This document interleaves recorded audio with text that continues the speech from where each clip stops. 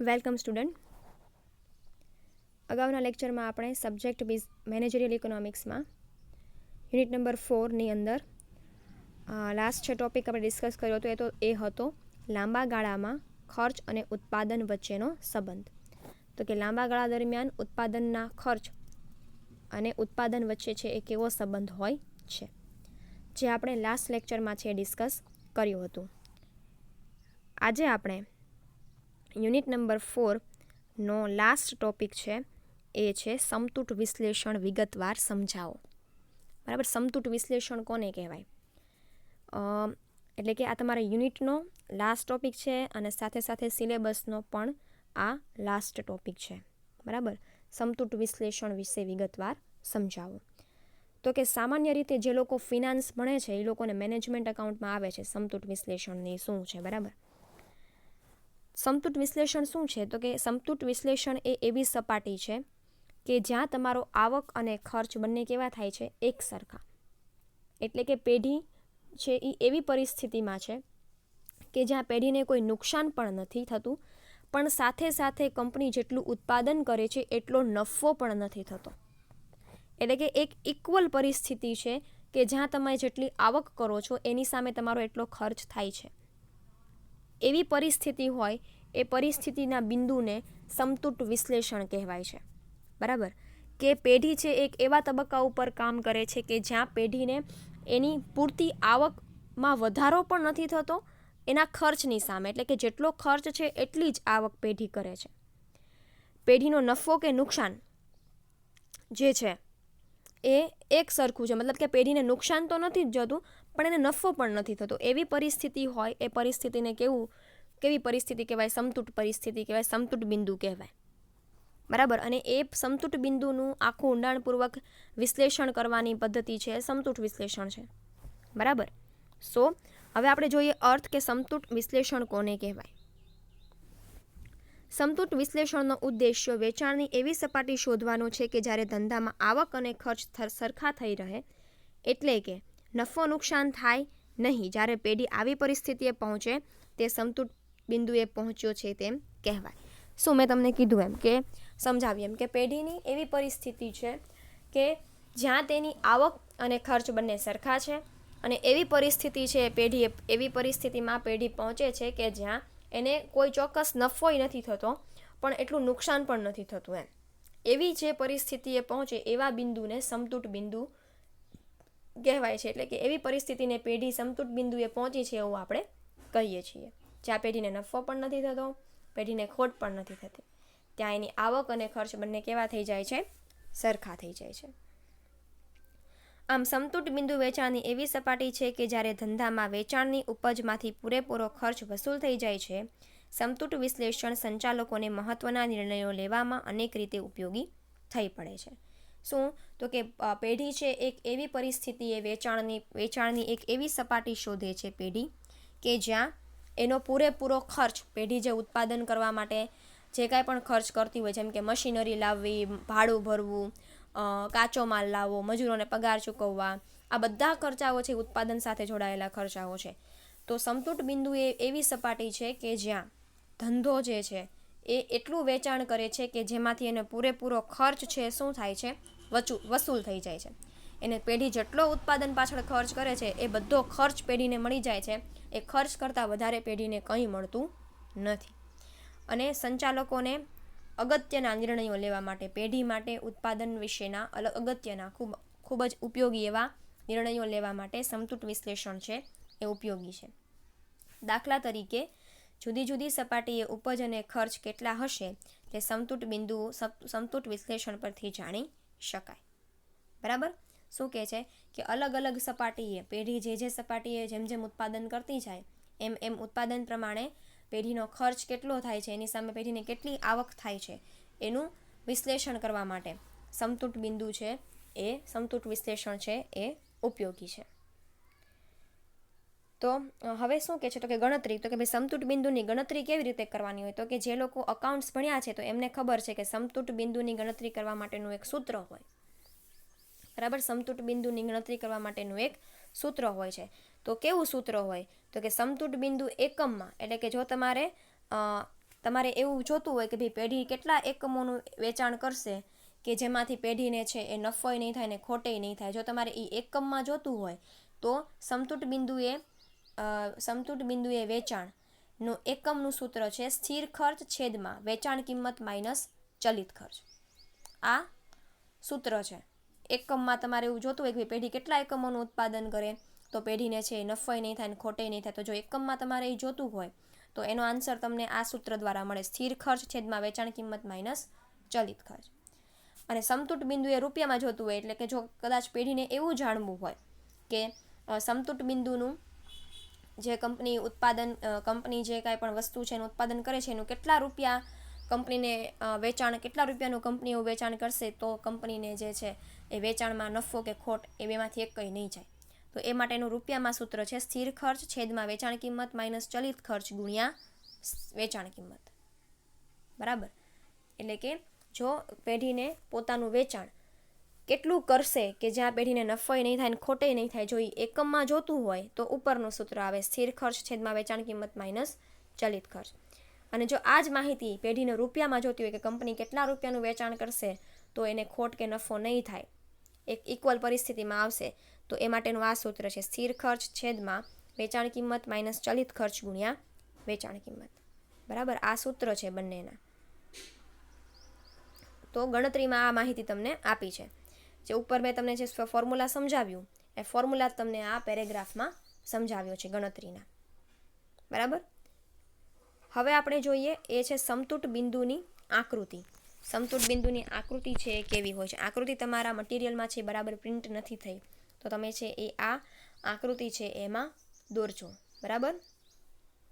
હવે જુઓ, હવે તમારે આકૃતિને સમજતા પહેલાં તમને ઉપર એક નાનું અમથું આ ફોર્મેટ આપ્યું છે. જુઓ, આ સ્થિતિ નફો પણ નહીં અને ખોટ પણ નહીં તેવી કહેવાય છે. એટલે કે સમતૂટ બિંદુની ગણતરી કરીએ ત્યારે આપણને એવી પરિસ્થિતિ મળે છે સૂત્ર દ્વારા કે જ્યાં પેઢીને ખોટ પણ નથી થતી અને નફો પણ નથી થતો.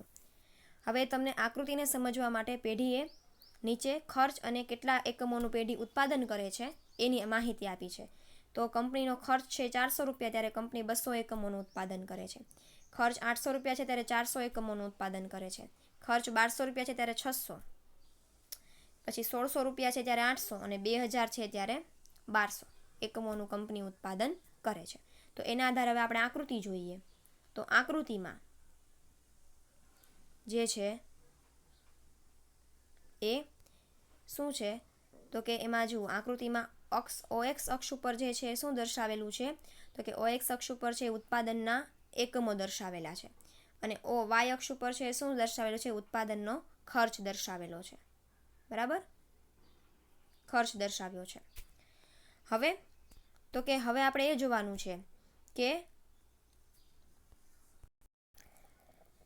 તો હવે તમને આકૃતિની અંદર અલગ અલગ 3 રેખાઓ છે એ દર્શાવેલી છે. જેમાંની પહેલી રેખા છે સ્થિર ખર્ચની રેખા. બરાબર.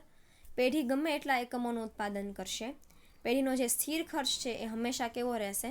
સ્થિર ખર્ચ રહેશે. હવે અહીંયા આપણે જાણીએ છીએ કે 200 એકમનું કંપની ઉત્પાદન કરે છે ત્યારે એનો 400 ખર્ચ થાય છે. કંપની છે એ 400 એકમોનું ઉત્પાદન કરે છે ત્યારે એનો 800 ખર્ચ થાય છે. પેઢી 600 એકમોનું ઉત્પાદન કરે છે ત્યારે એનો 1200 ખર્ચ થાય છે. કંપની 800 એકમોનું ઉત્પાદન કરે છે ત્યારે એનો 1600 ખર્ચ થાય છે અને 2000 એકમોનું ઉત્પાદન કરે છે ત્યારે 1200 ખર્ચ થાય છે. એ આપણે ઉપરના કોષ્ટકમાંથી જોયું. બરાબર. એના આધારે આપણે OX અક્ષ ઉપર ઉત્પાદનના એકમો અને OY અક્ષ ઉપર ખર્ચ છે દર્શાવ્યો. હવે આપણે છે એ શું જોવાનું છે કે એક રેખા એવી છે જે આ રેખા જે સ્થિર ખર્ચની રેખા છે. પેઢી ગમે તેટલું ઉત્પાદન કરે એને સ્થિર ખર્ચ તો કરવો જ પડશે. અને આ જે રેખા અહીંથી પસાર થાય છે એટલે કે આ સ્થિર ખર્ચની રેખાથી ઉપરની બાજુથી જે રેખા પસાર થાય છે એ કઈ રેખા છે? ચલિત ખર્ચની રેખા છે. બરાબર. ચલિત ખર્ચની રેખા છે. હવે આ ચલિત ખર્ચની રેખા છે ને અહીંયા જ કંપનીનું જે આલેખનું જે ઉદ્ગમ બિંદુ છે 0 ત્યાંથી જે રેખા પસાર થાય છે એ વેચાણ રેખા છે. એટલે કે ઉત્પાદન વધતા ખર્ચ પણ વધે છે, સાથે સાથે ઉત્પાદન પણ વધે છે ને એમ કરતાં વેચાણ પણ વધે છે. આ જે રેખા O બિંદુમાંથી પસાર થાય છે એ વેચાણ ખર્ચની રેખા છે. બરાબર. તો જ્યાં તમારી ચલિત ખર્ચની રેખા અને તમારી વેચાણ ખર્ચની રેખા એકબીજાને છેદે છે અને જે બિંદુ, આ બિંદુ છે એ અહીંયા જોવા મળે છે, એ તમારું કયું બિંદુ છે? સમતૂટ બિંદુ છે. સમતૂટ બિંદુ છે એટલે એવું બિંદુ કે કંપની જો આ બિંદુ કરતાં ઓછું ઉત્પાદન કરે તો એને ખોટ જશે, અને આ બિંદુ કરતાં વધારે ઉત્પાદન કરે તો કંપનીને શું જશે? નફો જશે.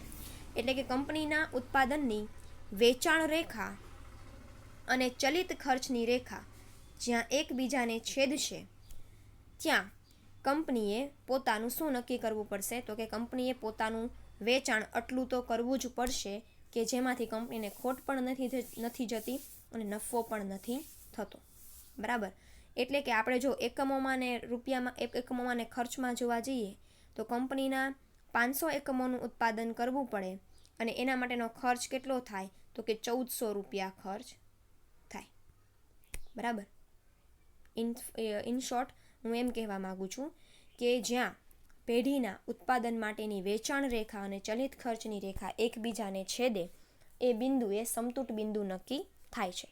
એ બિંદુ કરતાં જો પેઢી પોતાનું ઉત્પાદન ઓછું કરશે તો પેઢીને ખોટ જશે, અને એ બિંદુ કરતાં પેઢી પોતાનું ઉત્પાદન વધુ કરશે તો એને નફો થશે. બરાબર. આ હતી આકૃતિ. હવે તમને અહીંયા આકૃતિની નીચે સમજૂતી આપી છે કે ઉપરની આકૃતિમાં X ધરી ઉપર ઉત્પાદનના એકમો અને OY ધરી ઉપર આવક અને ખર્ચ દર્શાવવામાં આવ્યા છે. બરાબર. અહીંયા X અક્ષ ઉપર શું દર્શાવેલું છે? ઉત્પાદનના એકમો, અને Y અક્ષ ઉપર શું દર્શાવ્યું છે? ખર્ચ. કુલ આવક અને કુલ ખર્ચના વક્ર જે બિંદુએ એકબીજાને છેદે છે ત્યાં સમતૂટ બિંદુ કહેવાય છે. એટલે કે જુઓ, આ વેચાણ રેખા અને ચલિત ખર્ચની રેખા, એટલે કે કુલ ખર્ચ રેખા, ચલિત ખર્ચની રેખા છે એ કઈ રેખા છે? કુલ ખર્ચ રેખા છે. અને વેચાણ ખર્ચની જે રેખા છે એ કઈ રેખા છે? કુલ આવક રેખા છે. બંને એકબીજાને જ્યાં છેદે છે એ બિંદુએ કયું બિંદુ નક્કી થાય છે? સમતૂટ બિંદુ નક્કી થાય છે. જો સમતૂટ બિંદુ કરતાં ઉત્પાદન વધે તો સ્થિર ખર્ચ વધુ એકમો ખર્ચ કરતાં કુલ આવક વધવાથી નફો મળે. મેં તમને કીધું એમ કે સમતૂટ બિંદુ કરતાં તમે જેટલું ઉત્પાદન વધારે કરશો, અહીંથી જેટલું વધારે કરશો એટલે તમને નફો થશે, અને અહીંયા સમતૂટ બિંદુ કરતાં જેટલું ઓછું ઉત્પાદન કરશો એટલી ખોટ થશે, ને એટલા માટે આકૃતિમાં પણ આપણે દર્શાવ્યું છે. અને જો સમતૂટ બિંદુ કરતાં ઓછું ઉત્પાદન કરવામાં આવે તો કુલ આવક કરતાં કુલ ખર્ચ વધે છે. જો સમતૂટ બિંદુ કરતાં ઓછું ઉત્પાદન કરો તો તમારી આવક કરતાં તમારો ખર્ચ વધી જાય, એટલે કે કંપનીને નુકસાન થાય છે. આમ ઓછું ઉત્પાદન કરવાથી નુકસાન અને વધુ ઉત્પાદન કરવાથી નફો મળે છે. સમતૂટ બિંદુ કરતાં વધુ ઉત્પાદન કરો તો નફો થાય, સમતૂટ બિંદુ કરતાં ઓછું ઉત્પાદન કરો તો શું થાય? ખોટ થાય. બરાબર. આ વાત થઈ આકૃતિની, સમતૂટ બિંદુના સમતૂટ વિશ્લેષણની આકૃતિ અને તેની સમજૂતીની. હવે આપણે જોઈએ સમતૂટ બિંદુની ધારણાઓ. તો કે તમારે છે ધારણાઓ તમે આ રીતે યાદ રાખી શકો કે અમુક ચોક્કસ કાળ સુધી સ્થિર ખર્ચ કેવો રહે છે? સ્થિર. તો કે સમતૂટ બિંદુના વિશ્લેષણમાં ખાસ સ્થિર ખર્ચ કેવો રહે છે? જેટલા એકમોનું તમે ઉત્પાદન કરો કે ન કરો, તમારો સ્થિર ખર્ચ હંમેશા કેવો રહે છે? સ્થિર ખર્ચ. એટલે ઉત્પાદનને કોની સાથે સંબંધ છે? અસ્થિર ખર્ચ સાથે સંબંધ છે. જેટલું ઉત્પાદન વધે એમ અસ્થિર ખર્ચમાં ફેરફાર આવશે, સ્થિર ખર્ચમાં કોઈ ફેરફાર આવશે નહીં. બીજું, કિંમતમાં પણ કોઈ ફેરફાર થતો નથી.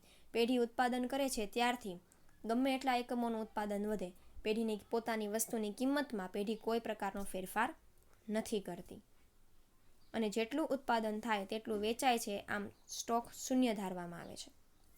એટલે કે સમતૂટ બિંદુના વિશ્લેષણને સમજતા પહેલાં આપણે એવી બધી ધારણાઓ ખાસ ધ્યાનમાં રાખવી પડે, આ 3, કે પેઢીમાં સ્થિર ખર્ચ છે એ હંમેશા સ્થિર રહેશે, ઉત્પાદન વધે તો માત્ર સ્થિર ખર્ચ સાથે એનો સંબંધ છે. બીજું એ કે જ્યાં સુધી સમતૂટ બિંદુ વિશ્લેષણ ચાલે છે ત્યાં સુધી વસ્તુની કિંમતમાં કોઈ ફેરફાર થતો નથી, એટલે વસ્તુની કિંમત પણ કેવી રહે છે? સ્થિર. અને આપણે એવું માનવાનું છે કે જે સમતૂટ બિંદુના વિશ્લેષણ દરમિયાન આપણે જેટલું ઉત્પાદન કરીએ છીએ એ બધું વેચાઈ જાય છે, એટલે કે સ્ટોક કેવો રહે છે? શૂન્ય રહે છે. વસ્તુ વેચાઈ જાય એટલે આપણી પાસે કોઈ સ્ટોક હોય નહીં. બરાબર. આ છે એ 3 એની મુખ્ય ધારણાઓ છે.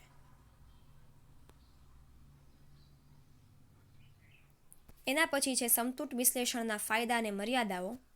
તે આપણે નેક્સ્ટ લેક્ચરમાં જોઈશું. Thank you.